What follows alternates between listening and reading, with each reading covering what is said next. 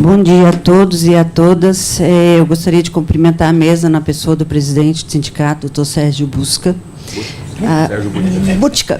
Butka, que cumprimento na pessoa de todos que estão aqui, parabenizo pelo evento e não poderia também de parabenizar por ter uma mesa que contempla a questão de gênero. São duas mulheres, no começo eram dois homens, então não poderia deixar aqui de dizer que diversidade, quando a gente fala em diversidade, a gente tem que pensar num total, a gente tem que pensar num ambiente completo, então não poderia deixar isso passar em branco.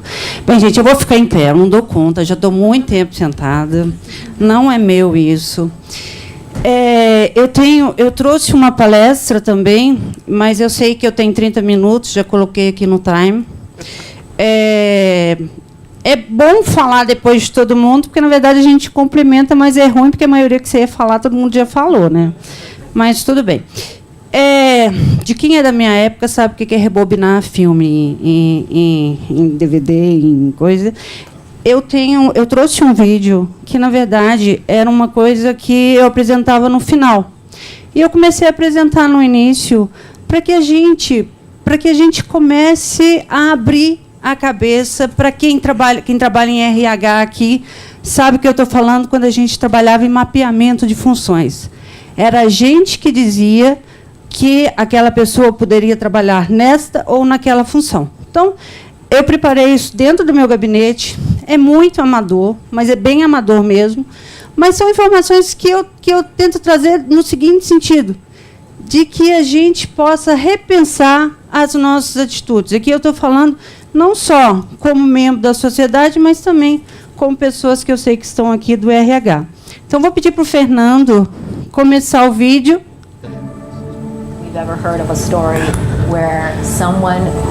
Então, aí um surfista, deficiente visual total, se estivéssemos fazendo um mapeamento para esporte, seria uma pessoa que a gente descartaria de imediato, porque como um deficiente visual pode ser um surfista e um surfista competitivo. Aí eu, Pistorius, na época, quando começou a usar essa assistência assistiva ou essa prótese, discutimos, inclusive, se ele poderia disputar na categoria de pessoas sem deficiência e chegou à conclusão que não, porque a capacidade dele era muito maior. Então, com o instrumento, com a prótese, ele era muito maior. Aí, um jogador de basquete sem o braço. Esse, então, como a gente contrataria um jogador de basquete que não tinha um braço para jogar? É um menino que foi para o Barcelona.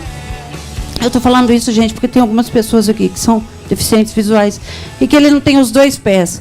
Como um jogador de futebol pode jogar sem os dois pés?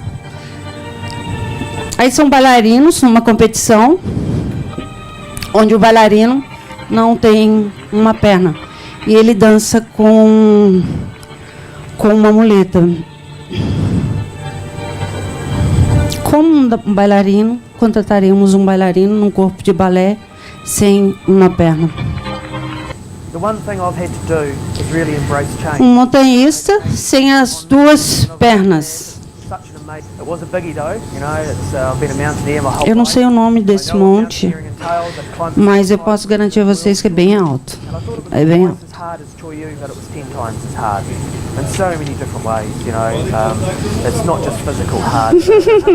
Nem eu. Ainda mais na neve. Ainda mais na neve. É um deficiente visual que faz... eu não lembro como tirou o alvo. Arco e flecha, né? E ele é deficiente visual total. Isso passando no RH ou passando pela nossa mentalidade, todas essas pessoas seriam descartadas pelas atividades que escolheram. Eu acho que ele é uma professora que tem síndrome de Down. Tem um pessoal também que fez um filme, eu acho que chama Colegas. Ganharam o Kikito, né?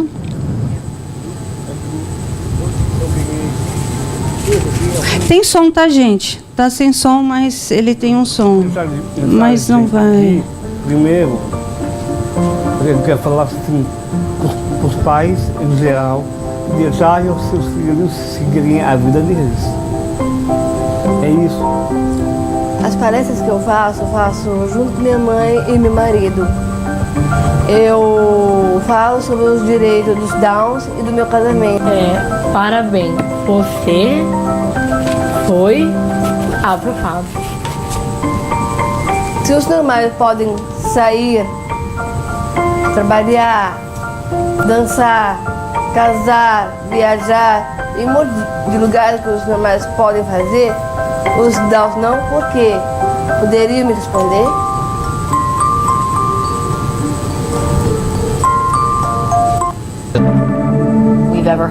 Pode finalizar, Fernando. Obrigado. Coloca o PowerPoint para mim, Fernando, por favor.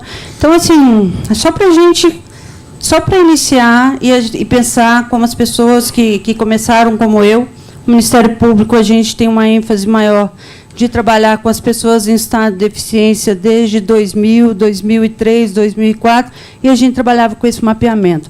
A gente descartaria todas essas pessoas. Todas essas pessoas. Pode passar, por favor. Eu vou eliminar tudo isso, porque foi muito bem colocado pelo auditor fiscal. Meu tempo é curto. Por favor, por favor. Tá, deixa eu dizer que isso aí eu acho importante a gente colocar. Gente, eu tive semana passada fazendo uma rodada de palestras, o tema era assédio moral e sexual, no Comitê Paralímpico em São Paulo. E aí muita gente me dizia sobre essa coisa do politicamente incorreto, do politicamente correto, como é chato, como às vezes eles até falaram, eu não posso chamar o outro de negão, não posso chamar o outro disso, a gente sempre fez isso. A gente tem que ter em mente que o conceito de pessoa com deficiência é um conceito que está em evolução. Eu sou mineira, o Elver é mineiro, a gente vem desde Aleijadinho, a gente vem com várias denominações, e a gente sabe que a necessidade de utilizar a denominação certa, porque quando nós usamos a denominação errada, é um reflexo daquilo que nós pensamos. Então, é extremamente importante que se use a utilização correta. Hoje, pela Convenção de 2007 e 2008, nós adotamos a pessoa com deficiência. É a nomenclatura que a gente utiliza. E ela fala o que é pessoas com deficiências. A Convenção diz e traz para a gente que são pessoas que têm impedimentos de natureza física, intelectual, sensoriais e interação com essas barreiras estruturais e atitudinais. Eu acho, Elver, que talvez a pessoa com deficiência hoje já não atenda mais à Convenção, apesar da Convenção ter usado pessoa com deficiência. Por quê? Porque a deficiência deixa de ser um problema de saúde, deixa de ser um problema clínico e passa a ser um problema social. Hoje, deficiência não é mais uma questão de médico. A gente tem que começar isso e a gente tem que batalhar pelas equipes multidisciplinares, porque essa interação é que vai fazer com que essa pessoa esteja ou não considerada como deficiência. Então, a nomenclatura que hoje eu utilizo, de uma maneira geral, é pessoa em estado de deficiência. E eu acho que daqui a pouco a gente vai chegar em só pessoa. Só pessoa. A partir do momento que eu proporciono que essas barreiras deixem de existir, deixa de existir também essa questão de pessoa com deficiência. Não é a pessoa com deficiência, é o ambiente que é deficiente. Eu tenho que começar a tirar essa característica da pessoa. Então, eu estou falando muito para o Elber, porque a gente acaba construindo muita coisa, é um médico do Ministério Público do Trabalho, e a gente acaba discutindo muito e tentando aprimorar muita coisa. Então, essa nomenclatura, ela já não me atende mais, eu acho que não atenderia a convenção, porque ela não retrata. Eu continuo olhando a pessoa, e eu deixo de olhar essa interação. Então, eu tenho utilizado pessoa em estado de deficiência, saiu a barreira, saiu essa questão da pessoa com deficiência. Por favor, pode passar, Fernando. Bem, nós trabalhamos, a discriminação é possível, gente. A discriminação, nós temos no nosso ordenamento jurídico a possibilidade dela. é que nós chamamos de discriminação positiva, que é nada mais que uma situação de compensar desiguais. Eu tenho uma normativa, ou eu tenho toda uma estrutura de modo a compensar uma situação de desigualdade em que se encontra determinado grupo. Um dos modelos que a gente pode chamar de discriminação positiva ou ação positiva seriam as questões das cotas. As questões das cotas raciais, as questões das cotas de pessoa em estado de deficiência. Pode passar, por favor. Eu esqueci seu nome. Cassiano. O Cassiano coloca o conceito de discriminação. O próprio Estatuto de 2015, que passa a viger a partir de 2016, ele traz um conceito de discriminação. Mas o que a gente não tinha. E ele fala o seguinte: considera a discriminação a recusa de adaptações razoáveis. Isso é muito interessante, porque... Passa, Fernando, por favor. Porque ele conceitua, ele fala que é crime a discriminação. Então, quando ele fala que é crime a discriminação, e ele traz que o conceito de discriminação é a omissão que implica em recuso de adaptações razoáveis, ele está dizendo o seguinte: falta de acessibilidade pode ser considerado como crime. É tipificado como crime. E a gente tem que atentar a isso, e eu vou dizer mais para frente. A gente tinha até uma lei de 2000, antes da lei da pessoa em estado de deficiência, que tinha uma previsão de crime, eu já usei até numa ação minha. Mas o Estatuto é mais claro, porque, além de tipificar como crime, ele traz essa conceituação. Então, facilita muito o trabalho da gente, nesse sentido, quando você tem que chegar a ajuizar uma ação. Pode passar. O Ministério Público não tem atribuição para crime, tá, gente? Quando a gente verifica, eu tenho várias outras atribuições, eu posso discutir essa discriminação, como existe, de fato, processo em andamento, mas eu posso oficiar o Ministério Público Estadual ou o Ministério Público Federal para que se apure a questão do crime. Pode passar, por favor. Eu vou tentar... Aquilo que já foi falado, eu vou passar para que a gente não se torne repetitivo e porque meu tempo é curto também. A acessibilidade, e daqui a pouco eu vou falar por que a gente está falando de acessibilidade, a gente começa a falar em acessibilidade, é um tema muito novo para a gente. A gente começa a falar em acessibilidade depois da Segunda Guerra Mundial, e o final da Guerra do Vietnã, quando os egressos daquelas pessoas que tiveram algum tipo de mutilação por causa da guerra, quando eles voltam para a sua cidade de origem, você vai ter que incluir aquelas pessoas. Então, assim, antes da guerra, a gente não tinha pessoa com deficiência, não era um problema para a gente. Foi só quando quando teve a guerra e um montante considerável que teve que fazer, que começou a se pensar na questão da acessibilidade. Na questão da acessibilidade, quer dizer o seguinte: tornar aquele ambiente, porque na acessibilidade nada mais é a utilização de tudo por todos, melhor maneira possível. Acessibilidade, o conceito de acessibilidade é esse. E aí eu precisava preparar aquele ambiente para que ele pudesse receber aquelas pessoas. Até então, não era um problema. Até então, como mesmo falou a primeira palestrante, uma família trazia aquela pessoa para dentro de casa e não era uma pessoa que pertencia àquela sociedade, não era uma pessoa que participava daquela sociedade. E aí, talvez até porque foi criado pela guerra e pelo montante é que se pensou nisso. Não estou justificando, mas só dizer por que se começa a trabalhar com a ideia de acessibilidade. Passa para mim, por favor, Fernando. Então, essa questão de acessibilidade no Estatuto é isso, é a utilização de tudo por todos. Guardou isso, não tem dificuldade. Pode passar, Fernando. Quando a gente fala em acessibilidade, a gente deixa de falar só de pessoa com deficiência. A gente passa a falar em que, na criação de qualquer instrumento para utilização por nós, tem que pensar em nós. Há pouco tempo eu estava conversando com um amigo que é muito alto mesmo. E eu estava dizendo para ele: esse carro que você tem não foi feito para você. Esse carro você não foi feito. Esse carro é de 5 lugares, primeiro que são só 4, porque seu banco vai lá atrás. E do jeito que você está dirigindo, vai causar acidente, porque ele não é um homem médio.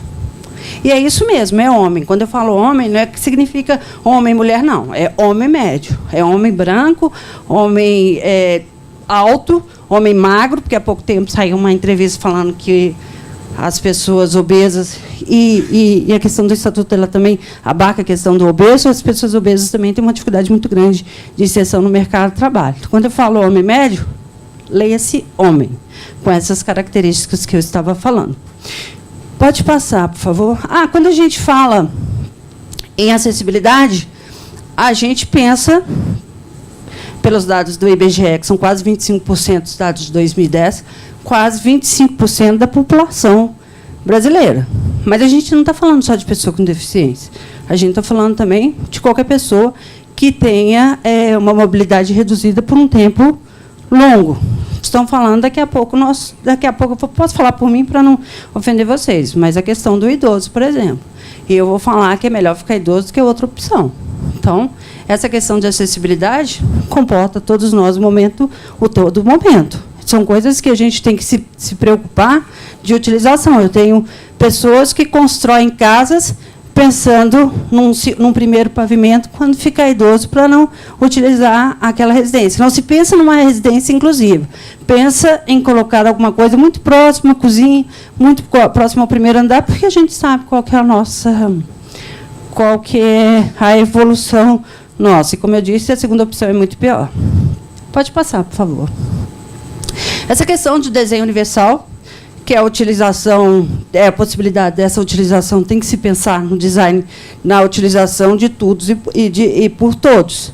Eu sou da época, doutor El, que a gente colocava, eu ainda tenho, que a gente coloca catálogo no computador. A gente coloca no visor, a gente enche de catálogo. Agora não, eu coloco umas CLTs bem coloridinhas, bem bonitinhas, para dar o ambiente, mas para que aquele aparelho seja acessível para mim. E não eu estou me adaptando ao aparelho, não o aparelho a mim. Isso a gente faz a todo momento. A gente, quem uma pessoa de estatura mais baixa, quem não tem travesseiro, minha irmã mais velha, eu tenho 3 irmãs, a mais velha usa uma almofada no banco do carro, porque mesmo levantando não é agradável a ela para dirigir. Então, somos nós o tempo todo adaptando aquele instrumental e não o instrumental adaptando a nós. Melhorou muito, gente, melhorou muito, mas ainda a gente faz isso o tempo todo. É só ter olhos para isso. É só ter olhos para isso, de você saber que é você se adaptando e não aquele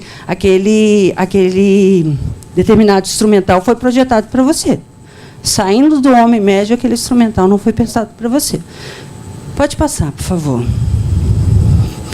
Pode passar, por favor. Isso são conceitos do Estatuto, ele anda muito bem. A gente tem uma discussão na questão de personalidade civil, numa questão ali de capacidade absoluta, capacidade relativa. Ali, a questão do casamento, a gente tem uma discussão que talvez o Estatuto precisa avançar nisso. Mas, na questão da acessibilidade, ela anda muito bem. Pode passar, por favor. Pode passar, por favor. Pode passar. Esse é o símbolo internacional de acesso. Eu sei que tem algumas discussões tentando mudar isso. Quando isso está no ambiente, quer dizer que é um ambiente acessível. Agora eu vou mostrar para vocês que, às vezes, é mais fácil colocar o símbolo do que tornar o lugar acessível. Para se utilizar esse símbolo, o lugar efetivamente tem que ser acessível. Quando vocês pensam nisso daqui, quando vocês olham isso aqui é para possibilitar que a pessoa chegue aqui. Porque que os usuários de cadeira de roda possam chegar aqui, ou até outro tipo de deficiência, quando a gente pode pensar, não colocar na caixinha cada coisa, sabe? Quando você pensa na intérprete de Libras, você tem que pensar que, se ela não estivesse ali, eu estava falando para... eu não estava falando para aquela pessoa. Eu não estou me comunicando com aquela pessoa. E o engraçado é que a gente só pensa no intérprete... eu não posso falar daqui, mas de uma maneira geral, quando a gente pensa no intérprete, você só vê o intérprete quando se tem algum evento relacionado à pessoa com deficiência. A gente não vê os intérpretes em outros eventos.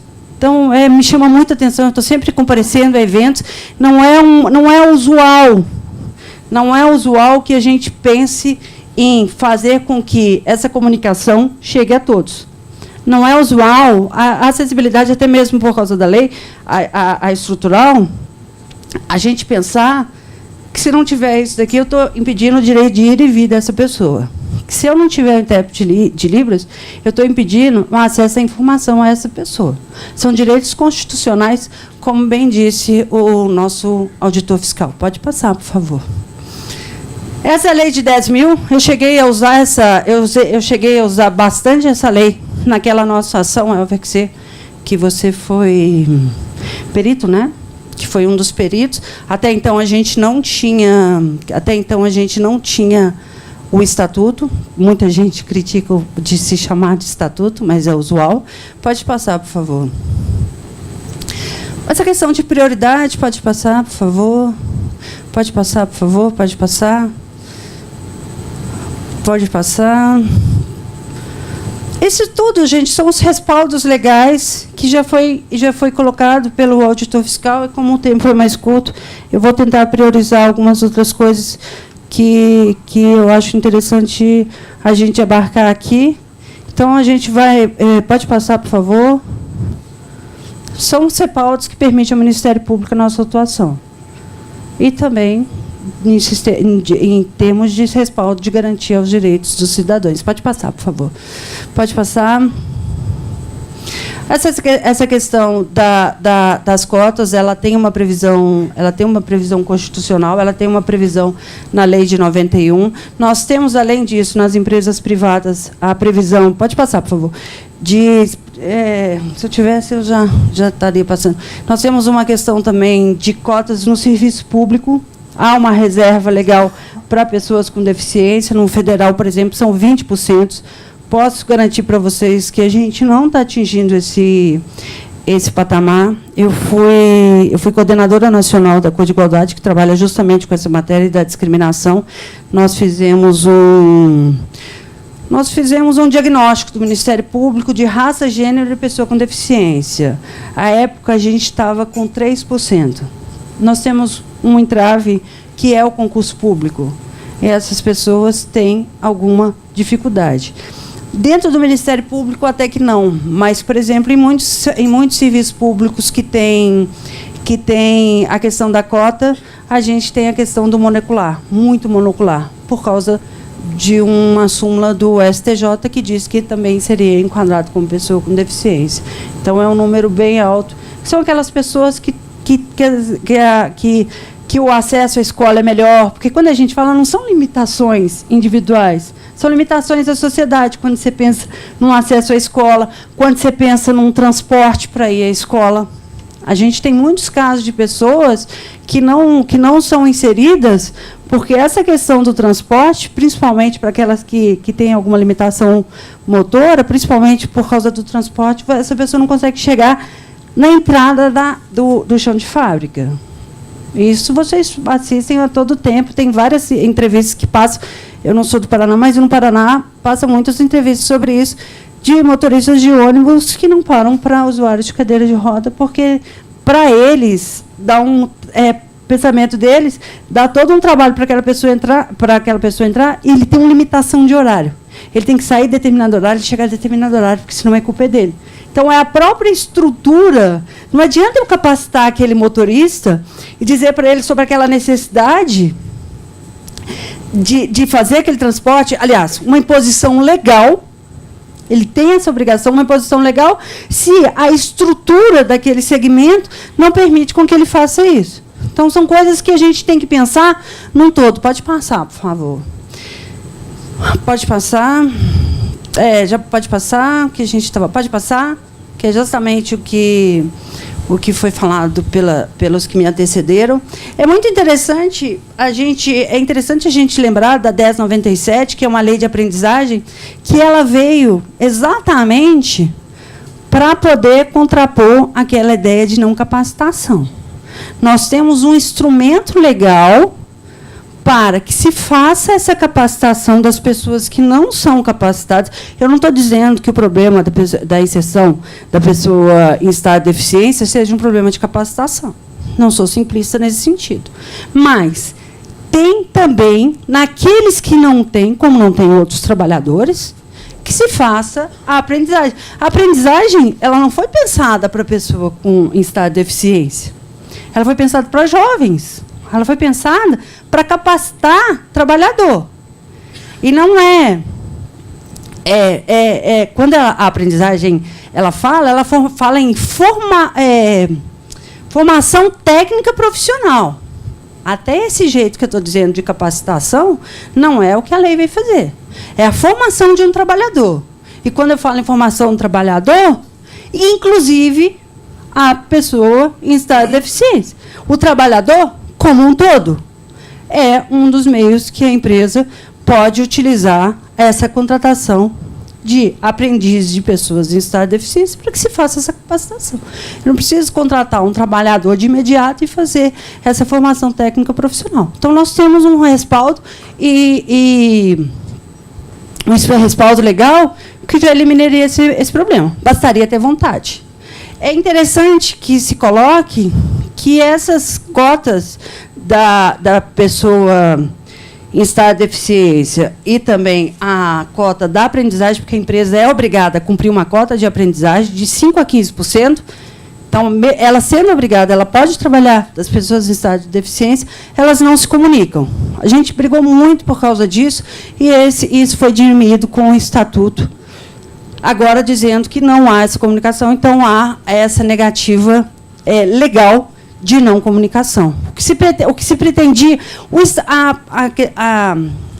a lei de estágio, o contrato de estágio é um contrato completamente diferenciado do contrato do trabalhador. Ele tem uma limitação de tempo, eles são 10 anos, 2 anos, ele tem uma limitação de FGTS, ele tem toda uma limitação. O que a gente vislumbrava em muitas empresas? Ela ficava contratando só como aprendiz, então a pessoa ia sendo formado técnico profissionalmente até 70 anos, até 80 anos, até aposentar, porque eu não sei se a gente vai aposentar, mas vai formando. E aí estava cumprindo a cota, não tinha problema.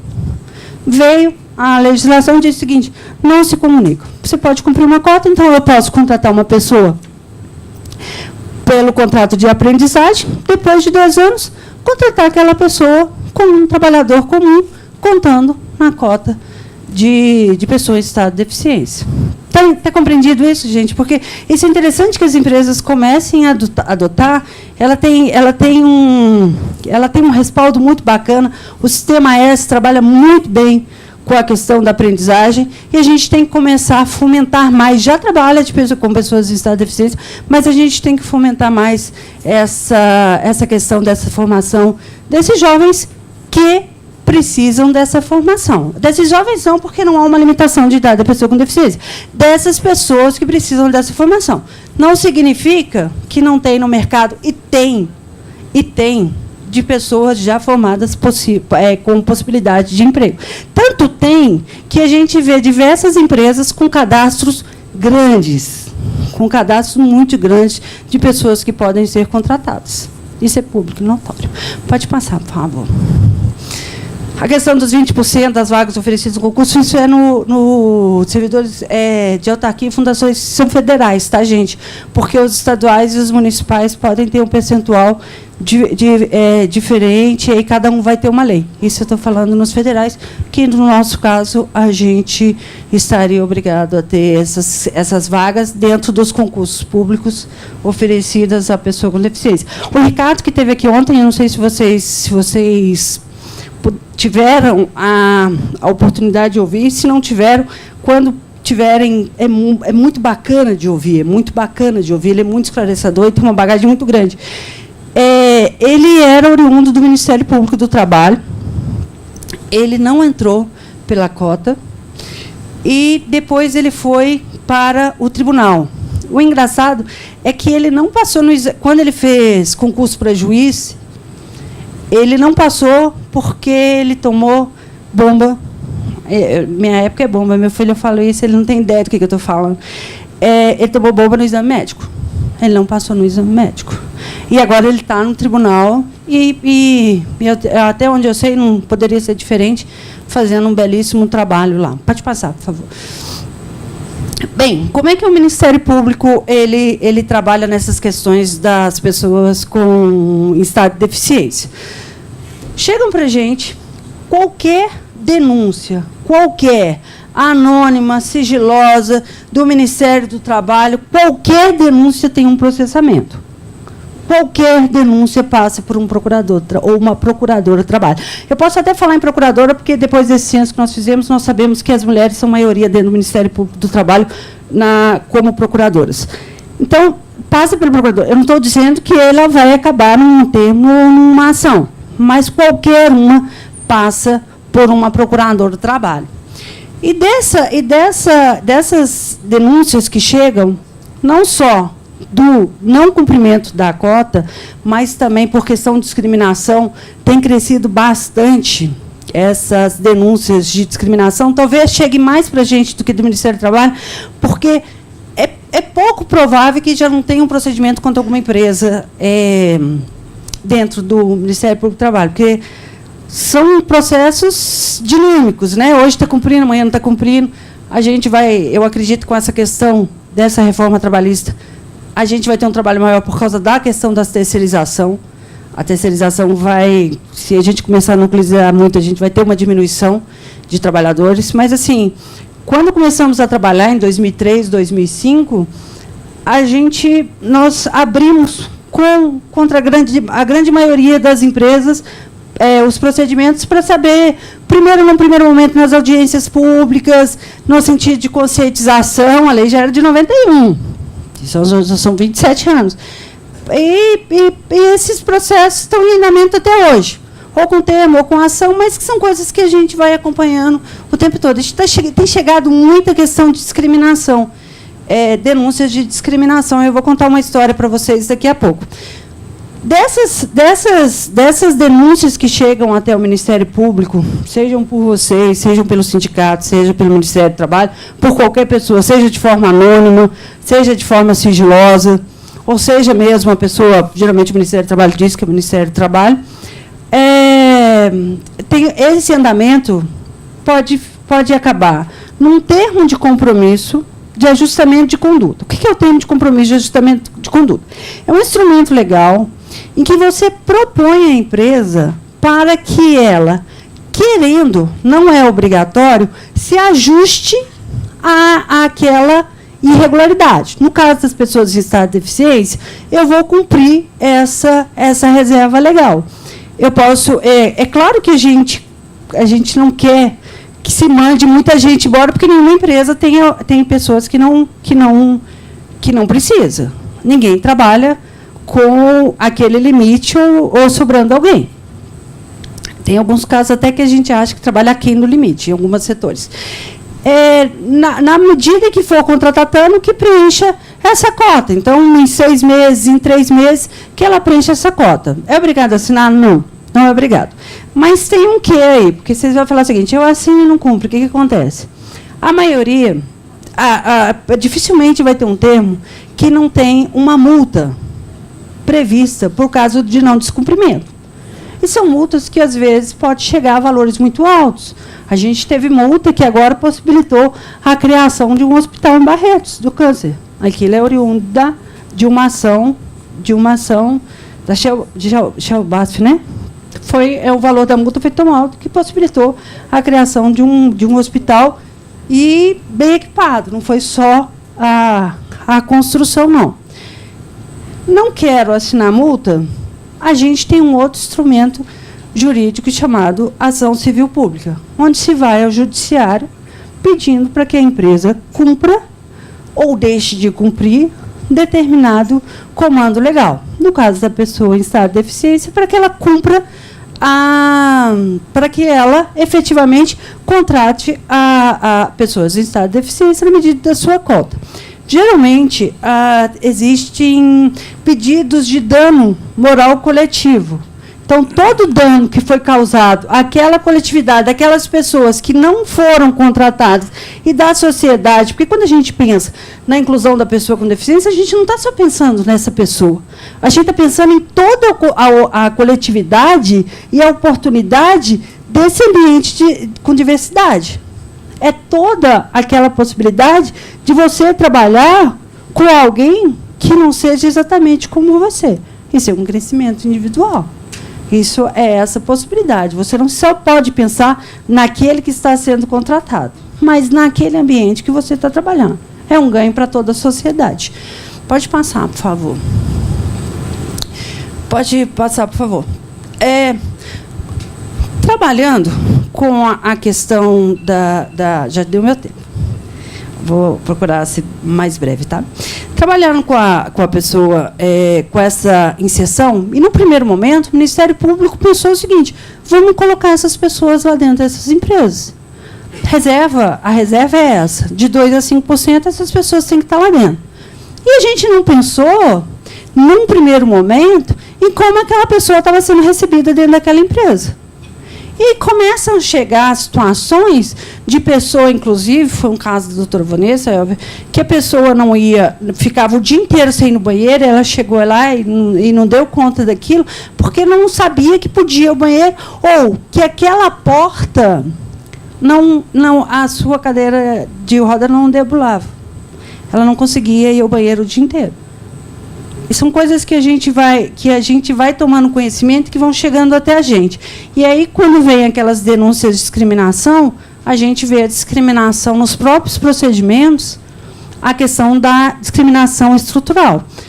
São casos reais. A empresa junta documentos provando que colocou à disposição determinada vaga para a contratação de pessoa com deficiência. Quando você começa a ler aqueles anúncios, ela diz o seguinte: não possui estrutura para atender deficientes visuais, não possui, isso é um anúncio de emprego, preciso contratar a pessoa em estado de deficiência. E aí, não possui estrutura para atender cadeirantes, impossibilidade de contratar cadeirantes, deficientes visuais, surdos, exigência, o visuais, surdos e mudos, entenda-se total, porque o cego que vê e o surdo que escuta, eles gostam. Eles gostam bastante. Se você pegar o mapeamento das deficiências lá, você vai ver que são determinadas deficiências são as escolhidas e pessoas gostam mais. Aquilo que impacta menor, tudo que impacta, que não é visível, ou que não tem o que fazer uma questão de reforma estrutural, que é estrutural, eu não falo só, é estrutural quando eu digo, é na própria mentalidade da empresa, e aí vem comunicação, vem atitudinal e tudo, são os que eles preferem. Exigências de ensino médio completo. Aí, eu coloco a vaga para a pessoa em estado de deficiência.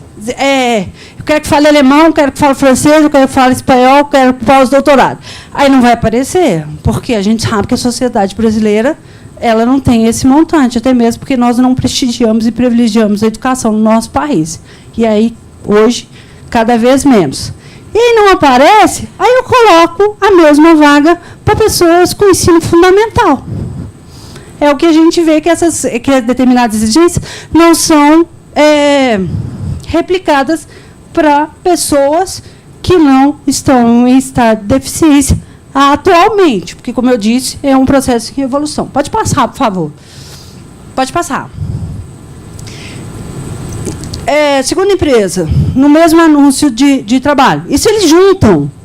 Isso eu estou falando na própria empresa, junta no seu procedimento, estou cumprindo, olha aqui, estou colocando, e para ela está tudo bem. Para ela está cumprindo. Porque a gente, um ser humano, não juntaria aquilo que achasse que seria problema. Ele acha que está ok. Privilegiam, isso está no anúncio de emprego, tá, gente? Não foi eu que escrevi isso, não. Privilegia os portadores de deficiência auditiva e deficientes e membros inferiores sem necessidade de apoio, além de critérios relacionados ao sexo de candidato e à idade. Eu posso exigir, de uma maneira geral, que determinado candidato seja homem ou determinado candidato seja mulher? Geralmente nunca exige mulher, não. As exigências que a gente vê de uma maneira geral que seja homem. Posso. Se aquele trabalho for necessariamente podendo ser só homem que vai fazer aquele trabalho. Por exemplo, se você pensar num vigilante para fazer uma revista. A gente tem muitas dificuldades com revista íntima, tá, gente? Mas o Supremo, há pouco tempo, disse que, por exemplo, poderia se fazer... há pouco tempo, não, ontem, disse que poderia fazer revista no Tribunal de São Paulo. Então, um homem só pode fazer revista um homem. Uma mulher só pode fazer revista numa mulher. Por exemplo, eu vou contratar alguém para o meu time de futebol masculino. A exigência é que seja alguém do sexo masculino. Então, se aquele trabalho necessariamente for exclusivamente só podendo ser exercido, limitativo mesmo, há essa possibilidade. Fora esses critérios relacionados ao sexo candidato e à idade, eles são critérios discriminatórios. Isso eu estou falando de uma maneira geral. Eu não estou falando só pessoas em estado de deficiência, não. Estou falando como qualquer trabalhador, qualquer empregado. Essa tem ação civil pública proposta. Eu vou contar um caso específico. Pode passar. Aí, aquelas desculpas que a gente ouve. Escassez de mão de obra qualificada, é a justificativa que deu porque não estava contratando, não estava cumprindo a cota. Incompatibilidade. Eu tenho quanto tempo? Não, assim, para finalizar. Dá uns 5 minutos lá. Não vai dar, se é possível? Não, então eu vou bem correndo. Falta de interesse, coisa. E aí ela justifica isso, por que ela não está contratando. Quando você vê os e-mails dela com a agência de trabalhador, você vê, pode passar, por favor, é extremamente limitativa. Eu quero ensino médio completo, deficiência auditiva parcial, tudo parcial. Eu tenho um mapeamento de uma empresa que fez que 90% das pessoas que podiam trabalhar seriam só nanismo. Eu não sei onde que eles iam arranjar tantas pessoas com nanismo para trabalhar naquilo. Ou seja, eu não tenho que mexer muito com o meu instrumental, só a questão do tamanho. Isso é de verdade de empresa muito conhecida, de entidade muito conhecida de todos nós. Foi quem fez o mapeamento. Pode passar, por favor. E aí, quando a gente... Pode passar essa questão da acessibilidade. Quando a gente vê... Eu adoro isso aqui, ó. Adoro isso. Quando a gente vê e começa a ver aqueles anúncios, você começa a falar o seguinte: não é só a questão atitudinal. Eu tenho uma que era o que a gente fazia de uma maneira geral com palestras. Eu tenho uma questão aqui de construção. E não estou falando só da questão do mobiliário, não. Estou falando de comunicação, estou falando de várias coisas. E a gente trabalhava muito com a questão atitudinal. De receber, de saber receber. Só que esse receber e o saber receber é dar o instrumental necessário. Porque não adianta eu não dar esse instrumento necessário, porque essa pessoa não vai render. Aquelas pessoas que estão ali para trabalhar, de uma maneira geral, estão aptas ao trabalho. Não tem pessoas ali que não estejam aptas para aquele trabalho. E considerando a habilidade dela, e não o meu mapeamento. Não sou eu que vou dizer a ela o que ela pode exercer. Como eu comecei com aquele vídeo lá para vocês. Porque se eu fosse dizer, a maioria daquelas pessoas não estariam ali. Pode passar, por favor. Então, são os retratos que a gente vê... Pode passar. São retratos que a gente vê... Isso aqui é um banheiro acessível, gente. Não dá outra. Não dá outra. É porque o trem é grande. E aí cabe muita coisa. Aí guarda num lugar só, entendeu? Vira depósito. Pode passar, por favor. Esse trem vai de lugar nenhum a algum lugar, porque também você não consegue entender. Pode passar. São coisas nossas. Eu só queria... olha essa pessoa. Se você pensar no trabalhador, como essa pessoa vai chegar, ou trabalhadora, como é que essa pessoa vai chegar no seu local de trabalho? Você não consegue ter um instrumental para que ela chegue. Eu não estou falando nem da acessibilidade dentro da empresa, eu não estou falando da acessibilidade para chegar na empresa. Quando a gente fala em acessibilidade, é um nome que assusta, mas assim, é a condição mínima para que ela possa exercer o direito de ir e vir garantido constitucionalmente. Garantido constitucionalmente em todos os tratados internacionais quando fala em direito humano. Isso aqui acessibilidade é questão de direitos humanos. No seguinte sentido, condições mínimas de dignidade para que essa pessoa tenha acesso. para que essa pessoa exercer, de uma maneira geral, as suas possibilidades. Pode passar, por favor. Eu adoro essa mulher em pé esperando ele cair. Porque ela não faz nada. Olha, ela faz assim e não ajuda, assim. Ela está esperando. Pode passar, por favor. Ali ele pode até atender o telefone, mas ele não vai beber água. A não ser que ele utilize a cabine para subir em cima do bebedouro. Então, quando a gente fala em acessibilidade, a gente fala em acessibilidade plena. É a utilização de tudo por todos. É a utilização de tudo por todos, por todas nós. Pode passar, por favor. Ali tem uma pedra no meio do caminho, né? Porque você imagina como é que a pessoa vai debular com a sua cadeira ali, porque tem um poste no meio do caminho. Pode passar. Pode passar. Já acabou meu tempo, gente. Eu adoro esse daí, porque assim, é muito acessível, né? Deve pendurado no... A mente humana é muito bacana. Então, assim, não adianta ter o emblema da acessibilidade. Ele só pode ser usado quando ele for perfeitamente acessível. Pode passar, por favor. Ali também, gente, a tinta é muito novinha. Não é coisa antiga que depois botaram a coisa lá. É bem novinha mesmo. Eu sei de um estado, no Nordeste, que compraram piso tátil e, quando foram fazer, fizeram em curvinhos, porque era mais bonito. Então, ficou uma coisa... porque alguns lugares são bonitos, assim, né? Fica uma coisa colorida na orla, assim. Aí fizeram bem de curvinha, assim, para ficar uma coisa bem linda, assim. Pode passar, por favor. Há exemplos a serem seguidos, e a gente precisa trabalhar essa questão do transporte, com os horários, com as imputações que são feitas ao motorista. Não é só colocar isso, não, porque a maioria tem e não para. E a gente sabe por que não para. Não estou justificando. Pode passar, por favor. Tem toda uma especificação aqui, porque se você não obedece às especificações, e isso é feito pela ABNT, e as normas da ABNT são caras para você ter conhecimento, para você adquirir. A única que não cobra é as relativas à acessibilidade por uma ação do Ministério Público Federal. De tanta necessidade que se tem para que aquelas pessoas que façam essas construções tenham conhecimentos dela. Pode passar, por favor. Eu não gosto muito disso, não. A gente coloca um exemplo a ser seguido, mas, assim, se você vai com uma família... E são coisas que a gente vai aprendendo e as coisas que a gente vai ver no dia a dia.